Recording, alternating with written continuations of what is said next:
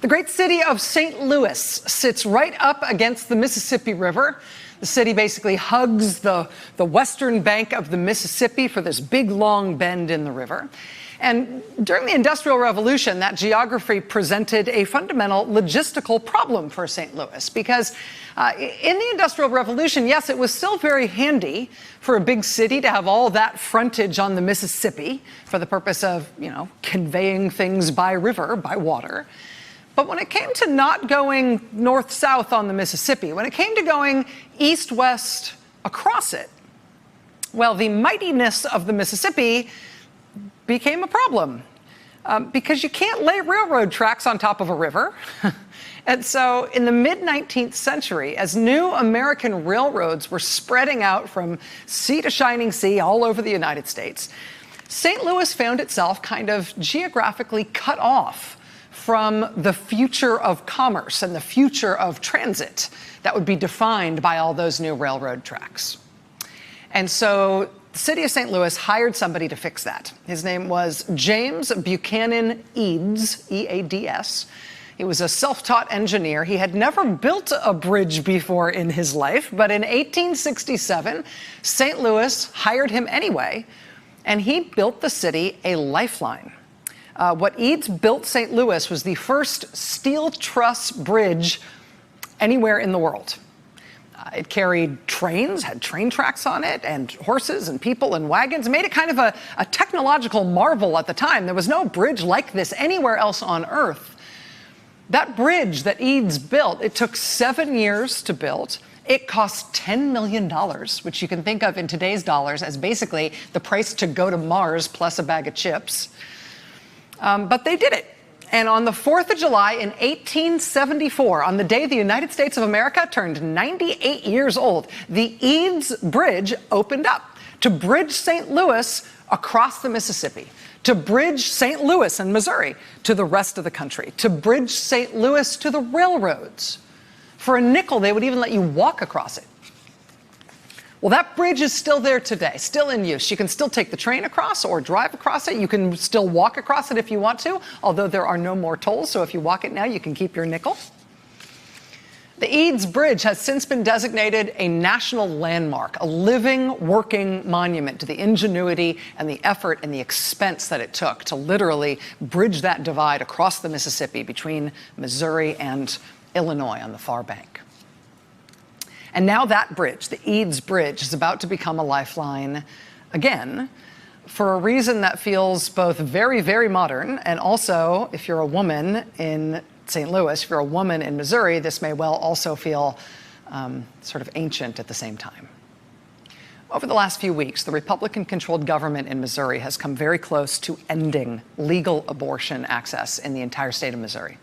With a new conservative majority on the U.S. Supreme Court, Missouri is one of a whole bunch of Republican-controlled states where Republican governors have recently signed laws that effectively ban abortion. Missouri's new abortion ban is slated to go into effect in August if it's not blocked by the courts by then. But in Missouri, they've also got something else going on that is a little special. Even before the new ban that was just signed by the governor, over the course of the last decade, Republican lawmakers in Missouri have all but canceled access to legal abortion in their state through a series of cuts. They have passed targeted laws aimed at shutting down abortion providers. And those laws have led to clinic after clinic after clinic shutting down, sort of been death by 1,000 cuts. Missouri now has only one abortion provider left in the entire state at Planned Parenthood in St. Louis. And now the state government is on the cusp of shutting that last clinic down as well, which of course has become national news because that means Missouri is closing in on its ultimate goal of becoming the first state since Roe versus Wade in 1973, the first state in America to go totally dark in terms of legal abortion. Now, Planned Parenthood is currently fighting it out in the courts to try to stop the state government from revoking that clinic's license so they can keep that clinic's doors open. We've been covering that all this week in particular because that court fight is live. It's still up in the air right now tonight. We are still waiting for the judge's ruling on whether the clinic is going to be allowed to keep its license, which the state government is trying to take away. If Missouri's sole abortion provider is forced by the state to go dark, women in Missouri will have to leave the state. They will have to cross state lines in order to access a legal abortion. From St. Louis, the next closest place for Missouri women to get an abortion will be across the Mississippi at the Hope Clinic for Women in Granite City, Illinois. Hope Clinic is across the Mississippi River. It's about 10 miles east of St. Louis. They provide legal abortions to more than 3,000 women every year. And even though Missouri's last clinic still, as of this moment, can keep their lights on with their license hanging by a thread, the staff at Hope Clinic across the river in Illinois, they tell us they are already feeling the effects of that fight in Missouri from their spot all the way across the river. A lot of people have been calling from Missouri asking if we're still open, if that they have to be under 8 weeks to get the procedure. Are they going to go to jail if they come over here to get the procedure? If they have to be an Illinois resident? Are people scared? They are very scared. And what do you tell them? I tell them as of right now, Illinois is a safe place to have a safe abortion and that we're going to be as open as long as we can and to give us a call if they need us. I've had girls break down in tears when I tell them they can still come over here. I mean, they are traveling quite a bit, but for the most part, it's relief. It's usually very relieving for them when they find out that they can still get this access here. Right now, more than half the patients that are coming through the Hope Clinic are coming from Missouri. The Hope Clinic is not a clinic in Missouri. I mean, and that's with the last abortion provider in Missouri still up and running for now. If Republicans in the Missouri state government succeed in outlawing abortion in that state altogether, the number of patients coming over the river to the Hope Clinic is likely to jump way up, which of course will put a huge amount of pressure on that one abortion provider in southern Illinois that's already serving a majority of women who are fleeing restrictions in Missouri, which have made abortions hard enough to get there already, even if one clinic still stands. And so the Hope Clinic in Illinois has been sort of carefully, quietly gearing up in case that break glass moment comes, and it may come at any time.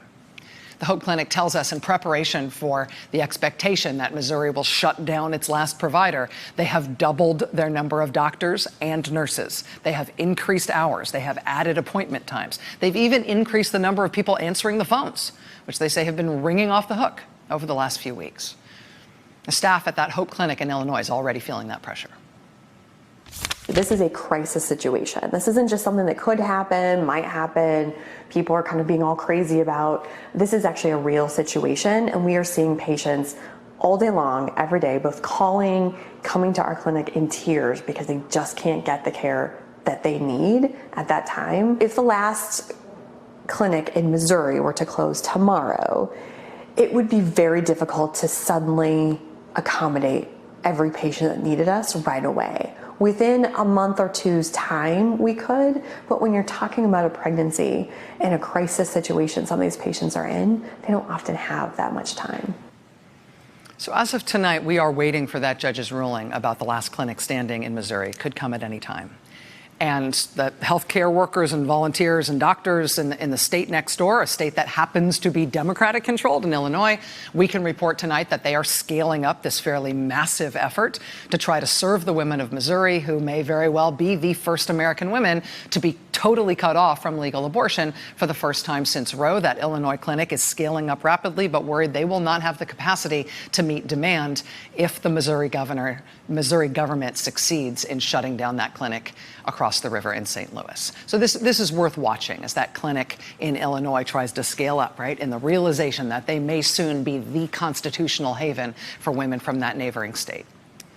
That bridge from 1874, forgive me, is about to have a whole new chapter in U.S. history if that happens. But it's interesting. This is why we're doing this special report tonight. While we have been reporting on this story, and we've been covering the situation in Missouri and the situation with that last clinic for a while now, while we were reporting that out, we came into some information that we did not expect about what is happening in Missouri as this last clinic is trying to keep its doors open. Specifically, the information that we came into was about something new that the Missouri state government is ordering must be done to any woman who seeks an abortion at that last clinic now, as that last clinic fights to stay in operation in that state. Now, as I mentioned, already in Missouri, there have been a whole series of laws designed to make it all but impossible to provide abortions in that state. They're down to their last clinic for a reason. Targeted laws designed to shut down clinics, to make it impossible to work as an abortion provider in Missouri. Penalties and obstacles that the state government has put in place to try to make it too hard and too expensive and just too awkward and difficult and uncomfortable for a woman to get an abortion if she wants one, despite her constitutional right to do so. Well, one of those provisions in Missouri is a 3-day waiting period. Now, there's no medical reason for this at all, but the Republican-controlled legislature in Missouri decided they would make you take 3 full days. So you have to show up at the clinic and meet with the doctor, sign a consent form, and then, for no medical reason, you then have to go home or go to a hotel if you're far from home, and there you have to wait for 3 or more days before you are allowed to then come back and actually get the procedure done. So you want an abortion? Go sit in the penalty box for 3 days first. Oh, do you have to travel a long way to get to the clinic because there's only one in your entire state? Is it difficult for you to take triple the time off work, double the drive, double the childcare to make this trip twice? Good, good. That's the idea. That's part of the way we want to make you pay. So the waiting period already is a medically unnecessary obstacle designed to make it impossible for some women to access abortion in Missouri and to punish all the rest of them. That was in effect in Missouri already, but now here's something new. The Republican-led state government in Missouri has decided that as long as they've got the state down to one last clinic, and as long as they've got the clinic on the ropes as they try to yank its license and shut it down, the state government in Missouri has decided that maybe this is an opportunity for them to do something else to women that they've never tried before. This is what's brand new. You ready? What we have discovered is that as of Thursday last week, as of a week ago today, we can now report that every woman seeking a legal abortion in the state of Missouri is being subjected to a mandatory, medically unnecessary pelvic examination by order of the state government. I'm just going to say that one more time. As of last week, every woman seeking a legal abortion in Missouri is being told by the state that she must have a mandatory, medically unnecessary vaginal examination by order of the state of Missouri. Now, doctors at this Missouri clinic, they do perform pelvic exams right before they do an abortion, which is standard medical practice, which is fine. But now, as of this week, what the state has started doing, what the state government is now doing, is that they've told the doctors at that one remaining clinic that they must do a second medically unnecessary invasive pelvic exam on every woman before she is allowed to start the punitive 3-day waiting period that is required of all women who need an abortion in Missouri.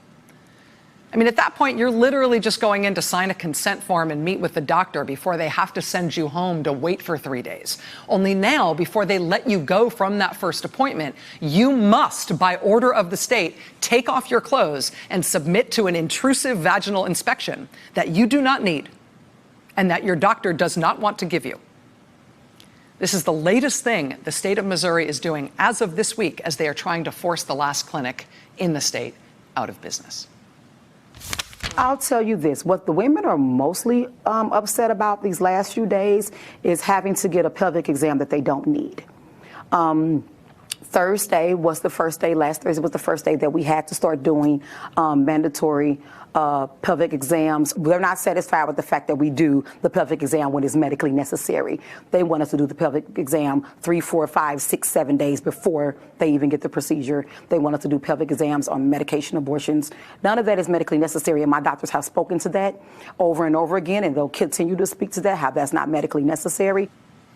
One doctor who works at that clinic tweeted this on Monday of this week, quote, "Today I was forced by the state of Missouri to perform an unnecessary pelvic exam on a patient terminating her pregnancy for a fetal anomaly. She is heartbroken over her situation, and I was forced to do an invasive, uncomfortable exam. It broke me as a physician to do this to her."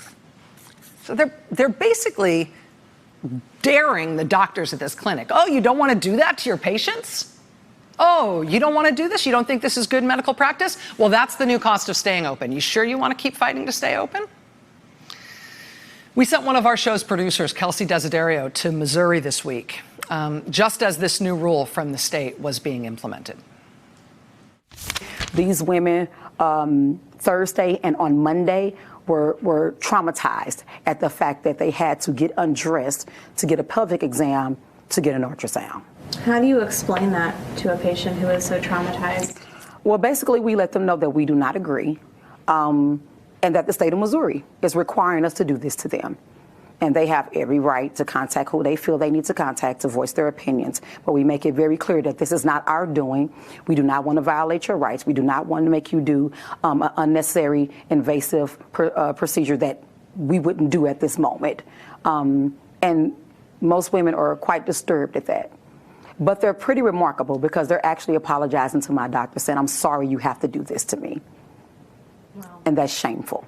And really, it is just so inappropriate to subject somebody to a pelvic exam, which includes putting your fingers and other instruments in the vagina, when really that gives no medical information. It doesn't do anything to help the patient or myself choose what is the best approach for their abortion care. And I can say that of the physicians who've had to do that in the last few days, they have just been devastated. First, to have to explain to patients that this is the requirement, to explain that they don't feel that there's any medical relevance to the exam, and then to ultimately end up with, but if you want to continue with care, we have to do it. You know, for patients who've had a history of trauma, for example, I mean, it's just re-traumatizing them all over again. The state continues to put us into a position where we are really choosing between what we know is medically and ethically appropriate, and I would put avoiding unnecessary pelvic exams squarely in that box, or making the choice to then say, well, we can't provide abortion care at all. And so obviously now that's an impossible choice for us, right? We either have to ask patients to subject themselves to a state-sanctioned, essentially sexual assault, or they can't have an abortion here in Missouri. The doctor calling it state-sanctioned, essentially, sexual assault. State-sanctioned sexual assault as the new price that the state of Missouri is extracting from Missouri women if they try to get an abortion. Now, why would the state government do that? What is the benefit to the state of doing that? I mean, I suppose it's possible that the state government in Missouri just sees value in absolute terms of punishing women like this. I mean, maybe the governor just sees value in making women have unwarranted vaginal examinations on his orders. It's hard to get your head around. It's hard to even talk about. But of course, the secondary benefit to the state government in Missouri is that this is intolerable for these doctors, in addition to being intolerable for their patients. I mean, the doctors having to do this, you heard the woman from the clinic there describe how the patients are apologizing to the doctors for the state making the doctors do this to them. I mean, this is intolerable for these doctors, for them to be forced to do unnecessary invasive vaginal exams on their patients who don't want them, who don't need them, and that the doctors don't want to do. So maybe the state is hoping that these doctors, faced with this impossible imperative, maybe the state is hoping, the benefit to the state here is that they're hoping that the doctors will give up and stop providing abortions altogether, which of course would leave Missouri with no provider since they're down to that one last clinic. Well, that is not what's happening. For now, at least, the doctors in Missouri are reluctantly and against their will complying with this new rule, though they are clearly distraught over it. As you heard them explain, it runs counter to what they see as their ethics and duty as doctors, but they are doing it as of this week so that abortion doesn't go away entirely in the state of Missouri. They're also fighting it by talking about it, by telling their patients, and also by now telling us, telling the press, what is happening, what the state of Missouri is making them do. Now, this is not the first time a Republican-controlled state government has hit on the idea of forcing women to have unnecessary vaginal inspections on orders of the state as a sort of punishment for seeking an abortion. Virginia Republicans tried to pass a mandatory vaginal ultrasound law back in 2012. You may remember that. Even though the legislature had already passed that and the Republican governor, Bob McDonnell, had already said he would sign it, there was massive national outrage once the country figured out that's what they were trying to force on Virginia women. There was massive national outrage. There was backlash in the state. It ultimately forced the governor to back down, and they stripped out that mandatory vaginal ultrasound requirement from the Virginia law. That's how Bob McDonnell first got famous, remember? Ultrasound Bob. Before he ultimately left office under the cloud of a giant corruption and bribery scandal. But when it came to that forced vaginal ultrasound attempt by Virginia Republicans in 2012, public pressure really did work to stop it. They were on track to do that, and they were turned back. It remains to be seen if anything like that will happen in Missouri this year. I mean, back in Virginia in 2012, that was elected officials. That was the legislature and the governor who were behind the effort to force doctors to perform invasive, unnecessary procedures on women. In Missouri, we are just learning this is happening now. We are reporting this nationally for the first time because they've been doing this sort of under the radar. They've been doing this by surprise. This was the governor's appointed state health director in Missouri who ordered this change. This has not happened through the legislature. It's been through this much less visible process, right? Newly selective enforcement of state regulations. It's also happening in the context of the state using those regulations to try to shut down the last clinic providing abortions in the whole state. That is a substantially different kind of battle to be fighting. States like Oklahoma, Kansas, Missouri, Georgia, Alabama, Mississippi, we have been fighting these fights for a really long time. And I will say the thing that has changed, at least for us in the last year, is really this weaponization of the regulation and the licensing process. It's not just passing abortion bans. It's not just the work of the legislator. It really has become a tool of political appointees in the departments of health to really try and push and shut down clinics through a different mechanism. Folks who are trying to keep open the one last clinic in the state of Missouri that can provide abortions, while that is hanging on by a thread, they are now, as of this week, trying to figure out how to fight back against not just anti-abortion lawmakers who are elected in their state who are trying to ban abortion by legislation. They are now trying to figure out how to fight back against a new effort imposed by the state, a new enforcement of state regulations that makes Missouri women pay with their bodies, pay with vaginal exams that they don't need and that their doctors don't want to give them. That's how they have to pay, with their bodies, if they want to access a procedure that they have a constitutional right to access. Now, we are the first to report this, but in Missouri, this policy of forced vaginal probing by order of the state health department, by order of the governor, it's already being implemented. For the women who had appointments at the last clinic late last week or early this week, they have already paid this latest penalty for any woman who dares try to get an abortion in that state. But now the doctors at that clinic are letting it be known that this is what the state is forcing them to do to their patients as they fight to keep the doors open at all. We've got more ahead on this tonight. We've got a second chapter of this story for you tomorrow night. Stay with us. Hey there, I'm Chris Hayes from MSNBC. Thanks for watching MSNBC on YouTube. If you want to keep up to date with the videos we're putting out, you can click subscribe just below me or click over on this list to see lots of other great videos.